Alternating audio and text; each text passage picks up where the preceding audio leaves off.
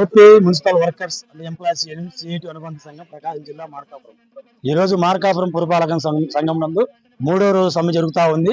ముఖ్యంగా ఇంజనీరింగ్ కార్మికుల సమస్య మీద ఈ రోజు మేము పురపాలక సంఘం ముందు అర్ధనగ్న ప్రదర్శన చేయడం జరుగుతా ఉన్నది.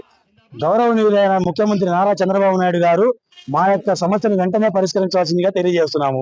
మా ముఖ్యమైన డిమాండ్లు: ఇంజనీరింగ్ కార్మికులకు 21,000 జీతం ఇవ్వాలని, ఇంజనీరింగ్ కార్మికులకు తల్లికి వందనం అమలు చేయాలని, సంక్షేమ పథకాలు గాని, రిటైర్మెంట్ బెనిఫిట్స్ గాని చాలా అనేక రకాల సమస్యలు ఉన్నాయి. చంద్రబాబు నాయుడు గారు వెంటనే మా సమస్యలు పరిష్కరించి మా న్యాయమైన డిమాండ్లను పరిష్కరించాల్సిందిగా తెలుస్తున్నాము.